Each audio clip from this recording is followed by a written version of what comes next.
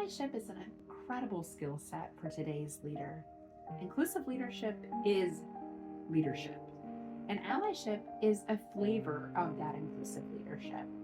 And so if leaders want to lead more inclusively, which most, when asked, want to do, there are 10 considerations, 10 strategies I offer from our research on allyship in action.